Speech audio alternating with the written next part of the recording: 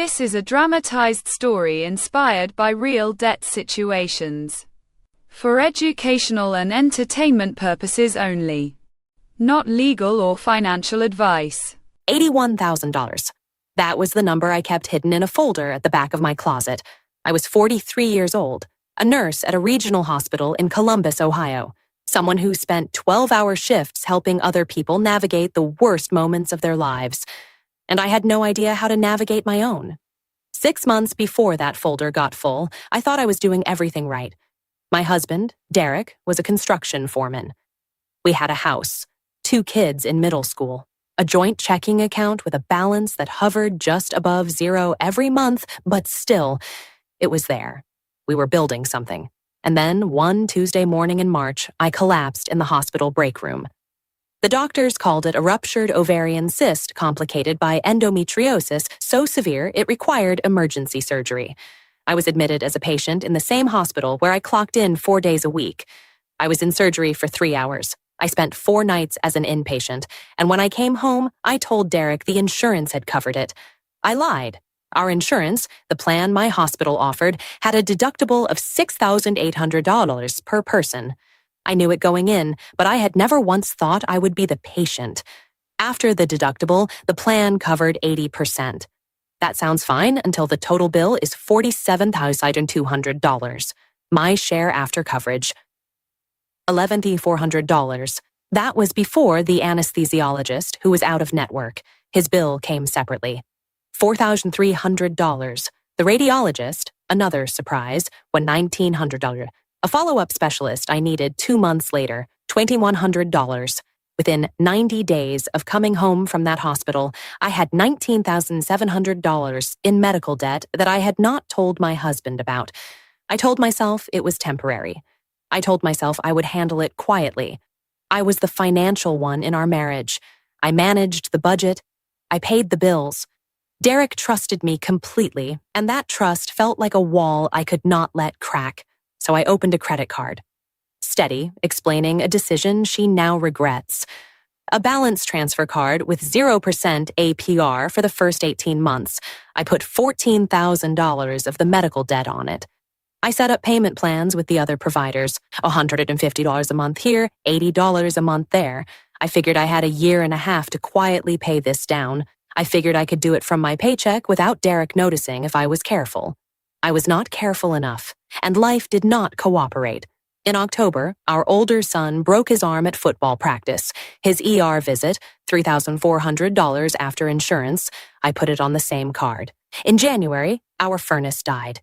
Derek handled the repair at $2,900, but he put it on our joint card, the one I was already managing, and suddenly that card was at its limit, and I had to move things around, and the balance transfer card now had $22,000 on it, and the 0% period was running out, and I still had $9,000 in unpaid medical bills sitting in payment plans. By February, 14 months after my surgery, my total debt picture looked like this. The balance transfer credit card, $20,400, now accruing interest at 24. 99% because the promotional period had ended and I had missed the payoff window. Our joint credit card, $14,800, medical payment plans still outstanding, $9,200 across 4 providers. A personal loan I took out from my credit union. I told Derek it was for the kids' summer programs, $8,500. And a collections notice that had just arrived for $3,100 from the out-of-network anesthesiologist I had been ignoring because I genuinely did not have the money. Total, $58,000. And that was before Derek found the folder. He was looking for our car insurance policy. We kept paper copies of important documents in a bin in our bedroom closet. He moved a jacket. The folder slid out. He opened it because he thought it might be the insurance card. He sat on the edge of the bed with that folder in his hands for a long time before he came downstairs. Rachel. That was all he said, just my name. But the way he said it, I knew. The conversation that followed was the hardest of our marriage. Not because he yelled. Derek did not yell. He sat at the kitchen table and read every single document while I stood at the sink with my back to him because I could not look at his face. How long? he finally said. 14 months. He did not speak for a full minute. $58,000, Rachel. And you didn't say a word. I thought I could fix it. You were fixing it with money I thought was going to summer programs. I turned around then. His face was not angry. It was worse than angry. It was the face of someone recalculating everything. Every conversation about money, every time I said things were fine, every time he asked if we were okay, and I said yes. He slept in the basement that night. He did not leave. But the silence that settled into our house that week was heavier than any argument. I called in sick to work the next morning for the first time in 3 years. I sat at the kitchen table with every bill, every statement, every collection notice spread out in front of me, and I added up the full number for the first time without looking away. By that morning, with the collections notice now affecting my credit and the interest compounding daily on the 24. 99% card, the real number was $81,400. I had been a nurse for 19 years. I understood acute crisis. I understood that when a situation gets worse because you avoided it, you have to stop avoiding it and start treating it. I told myself to treat this like a patient, assess, stabilize, create a plan. But before I got to the plan, I made the mistakes first. I called a debt settlement company I found through an online ad. They told me they could reduce my debt by up to 60%. They told me to stop paying my creditors and let the accounts go delinquent. That once the creditors were desperate enough, they would settle. They charged a monthly fee to hold my payments in an escrow-like account. I paid that fee for 3 months. What they did not fully explain, every month I was not paying my creditors, those creditors were reporting missed payments to the 3 credit bureaus. My FICO score, which had been 694 before all of this started, dropped to 541 in 90 days. The collection agency for the anesthesiologist's bill escalated. I started getting calls at work, on my cell phone, which I had to silence during patient care. One of my colleagues asked me if everything was okay. I told her yes. I also took $6,000 from my 403B, the nurse's version of a 401k. I thought it would give me breathing room. What it gave me was a 10% early withdrawal penalty and a tax bill I did not see coming. That money was gone within 6 weeks. Derek found out about the retirement withdrawal on a Saturday morning when he was looking at our joint tax documents. He did not use the word lied, but the shape of the conversation was the same as the first one. We were both exhausted. We were both scared. And I finally said the thing I had been unable to say for 16 months. I need help. I don't know what I'm doing. A coworker, a nurse I had worked with for 6 years, someone I trusted completely, told me quietly one afternoon that she had been through something similar after her divorce 2 years earlier. She told me to look for a non-profit credit counseling agency, not a for-profit debt settlement company. She said the words NFCC member agency and wrote them on a piece of paper. She said, "They helped me figure out what I was actually dealing with." I went home that night and I did not look for a quick fix. I looked for a nonprofit credit counseling agency affiliated with the National Foundation for Credit Counseling. I found one 40 minutes from my house. I scheduled an appointment for the following Tuesday. Derek came with me.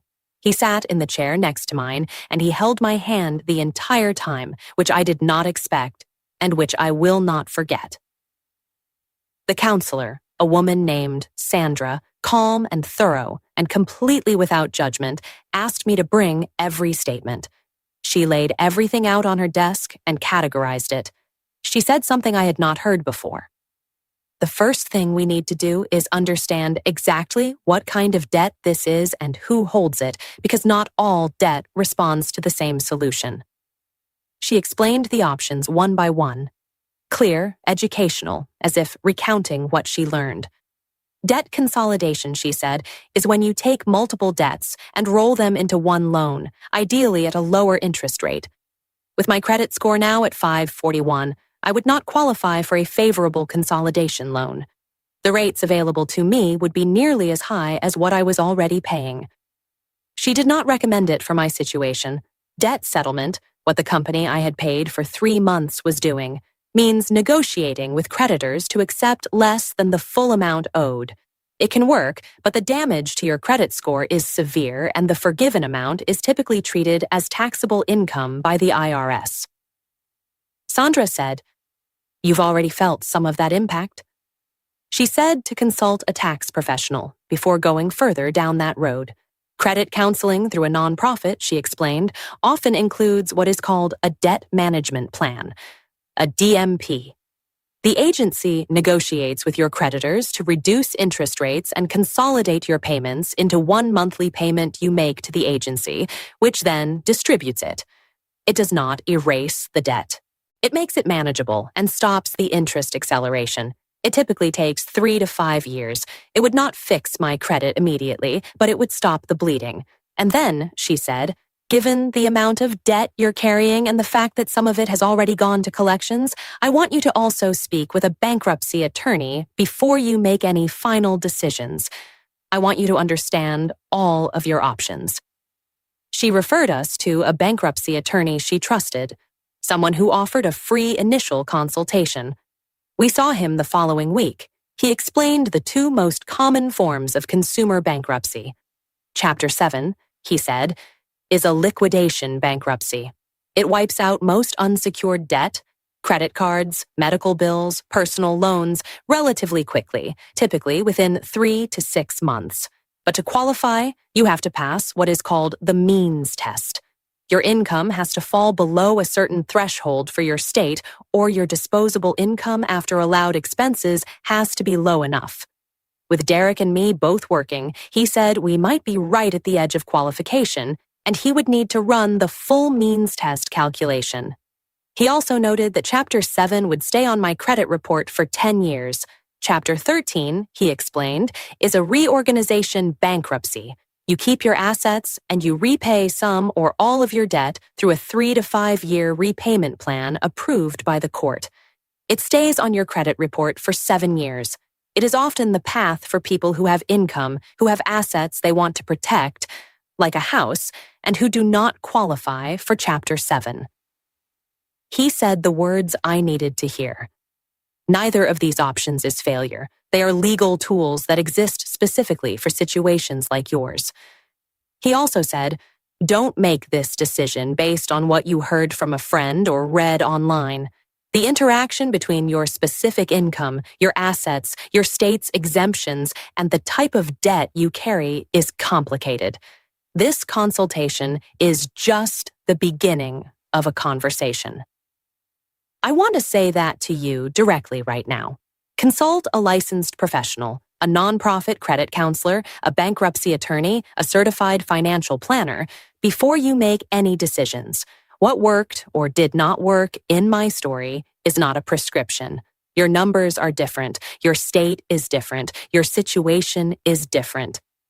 Derek and I drove home from that attorney's office mostly quiet. But it was a different kind of quiet than the week after he found the folder. It was the quiet of 2 people processing information instead of 2 people managing damage. At dinner, he said, I think we should do the debt management plan first. I want to try to pay this back without bankruptcy if we can. But I want to know the bankruptcy option is there. I agreed.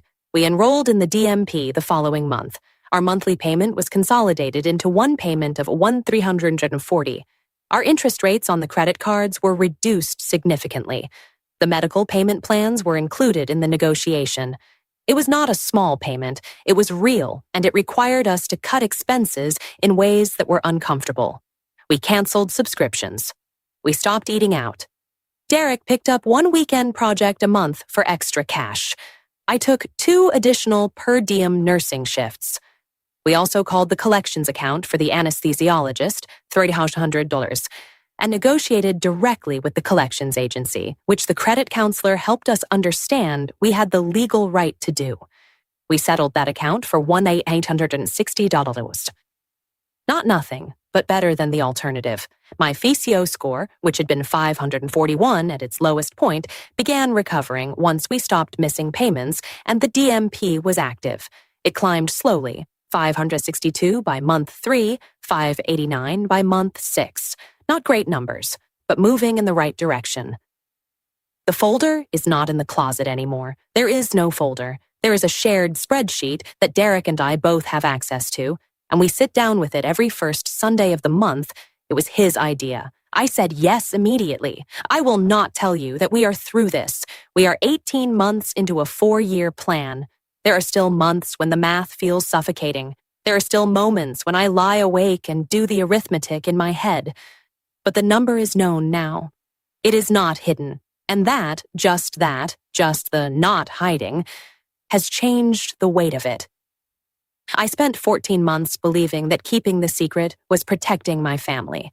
What I was actually doing was carrying $81,000 alone in a folder in the back of a closet and pretending the weight was not there. It was there. If you are carrying something like that right now, if there is a number you have not said out loud to the people who matter most to you, I am not here to judge you. I understand exactly why you haven't said it. I just want you to know that saying it, even to a counselor, even to yourself on paper, changes what is possible. You do not have to have a solution before you can admit the problem. Get the free debt checklist in the description. It walks you through the exact categories I used to organize my debt before I walked into that first counseling appointment. Link is below. And if this story helped you feel less alone, consider subscribing. There are more stories here and more information that might help you figure out your next step.